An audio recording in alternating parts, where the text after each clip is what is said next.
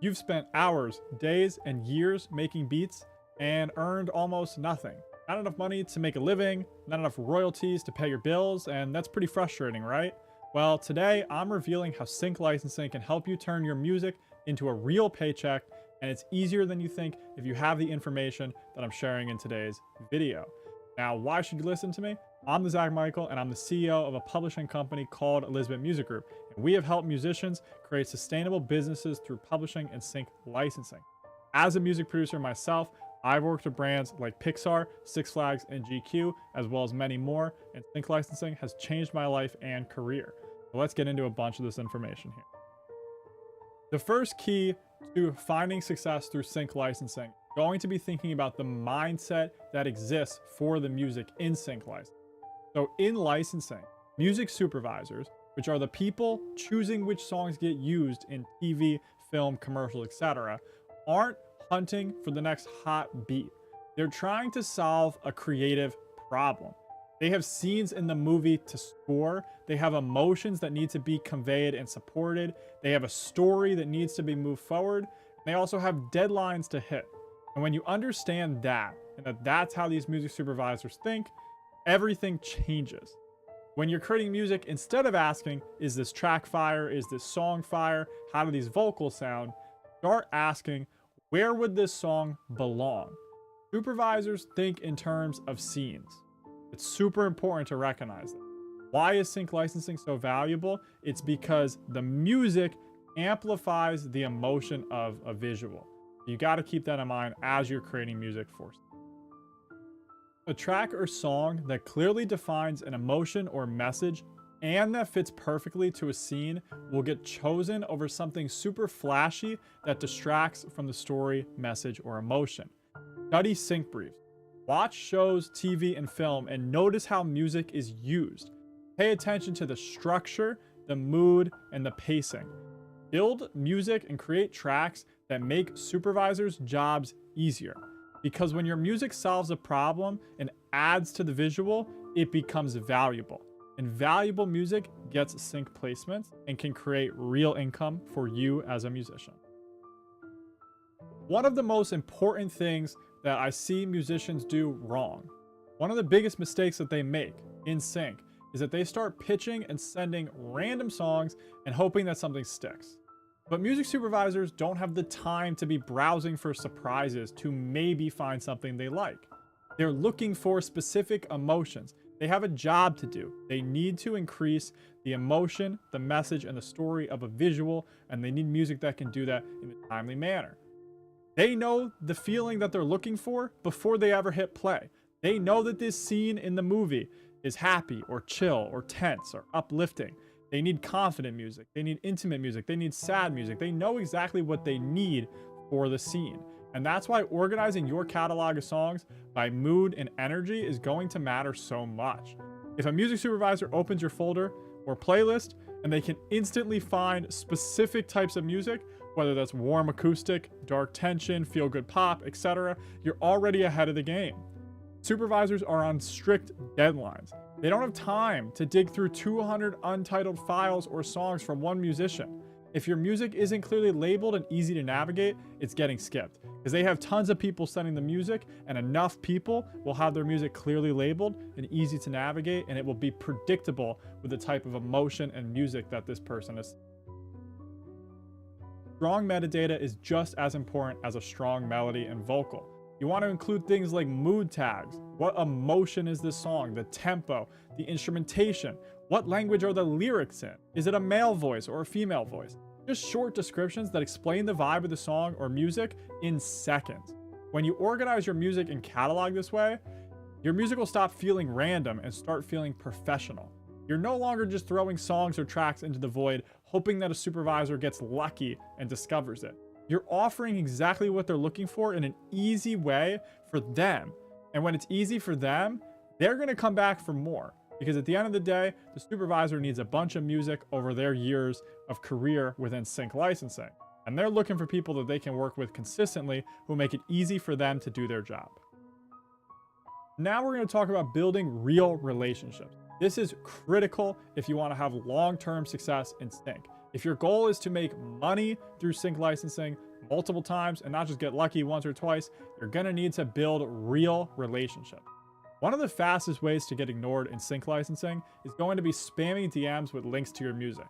It feels easy and you might think it's productive because you sent your music to 50 supervisors, but it rarely works.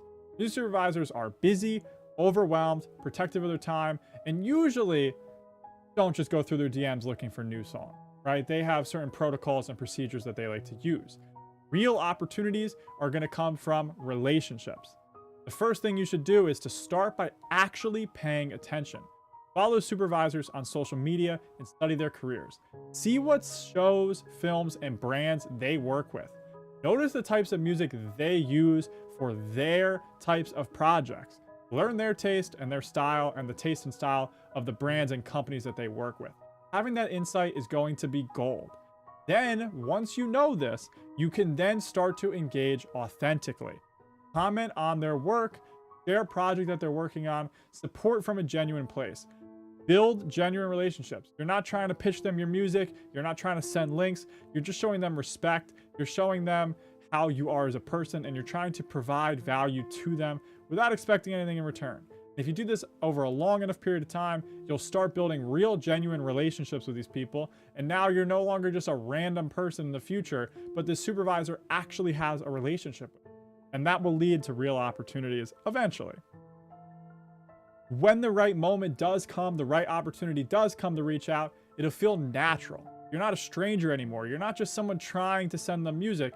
You're someone who showed up consistently and built a relationship with them and provided value. Sync licensing is a long game. It's not meant to be fast, and that's why it's so lucrative. It's about trust, timing, the right songs fitting, not mass emails every single minute of the day, not copy-paste messages, not trying to use people to get ahead. It's about playing the long game, building genuine relationships. That's how real sync placements happen over and over and over again for these producers, songwriters, and composers.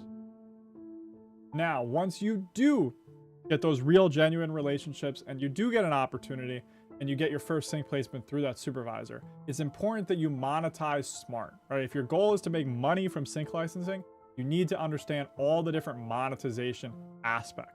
And one of those is to make sure your songs are registered properly and make sure your publishing is set up so you actually get paid for your sync placements. If your publishing isn't set up properly, you can land sync placements and still miss out on the money that you've earned. The royalties don't automatically find you. They go to whoever is registered for the song. And to do that, you need to register with a PRO, make sure that your songs are registered correctly, making sure that all the splits are accurate, and you want to set up your global publishing. This is very important because I see a lot of people who get a sync placement or two in TV shows and they never actually collect it properly, right? I've seen people have, the trailer soundtrack for a movie trailer and they don't register their publishing properly, so they don't get paid properly for the long-term income that can come from sync licensing. There are two main ways that you're going to get paid from sync licensing. The first one is publishing, and the second one is an upfront sync fee. So an upfront sync fee is going to be when you receive a fee or an upfront payment from companies to license your music. And these fees range from $0 all the way up to hundreds of thousands of dollars upfront. And the second way you're going to get paid is going to be your publishing, which means registering the song properly and making sure the splits are accurate so you can get paid based on the performance of whatever your music was singing, right? So if that's a TV show or a movie, etc. Now I'm going to talk about the sync opportunities that we provide at Elizabeth Music Group. So I'm the CEO of a global publishing company called Elizabeth Music Group, and our entire mission is simple: to help producers, songwriters, and artists actually get paid what they deserve and gain real opportunities in sync through education and transparency. So many musicians are making incredible music, but missing out on income because their songs aren't registered properly, their catalogs aren't organized, they don't have the same relationships, the same opportunities, or they don't understand how the business side of the music industry works. And that's where me and our team come in. At Elizabeth Music Group, we don't just place music and pitch music. We educate, we guide, we help you build systems that protect your music long term. From publishing registration and metadata to sync strategy, catalog development, everything we do is focused on sustainability and long-term success. not quick wins, not quick runs. We believe in building sustainable businesses for musicians over time. At Elizabeth Music Group, we help musicians position their songs so sync supervisors can actually find it, understand it, and use it. We focus on building relationships, not chasing placements. And we make sure that when opportunities do come, the music is ready and your business is set up to collect every publishing dollar you've earned. If you're serious about turning your music into a real career, that's what Elizabeth Music Group exists for. If you're looking for sync licensing support and global publishing collection and the opportunity to submit for millions of dollars in sync opportunities, Elizabeth Music Group is a great place for you. The takeaway here is simple. If you're a producer who dreams of getting one of your songs placed in a show, an ad, a movie, it's not just a dream. This is possible. You can achieve it. You just need the right approach, consistency, and relationships that actually matter and are genuine and real, not forced, and relationships where you're providing value without expecting anything in return.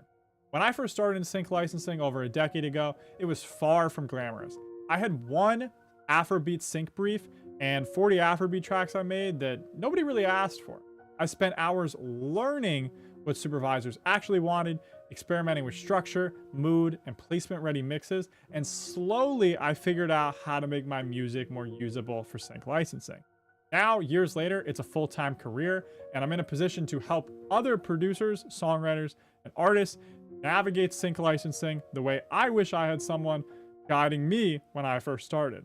It's not about luck, it's about preparation, strategy, and building your craft and building your catalog with intention.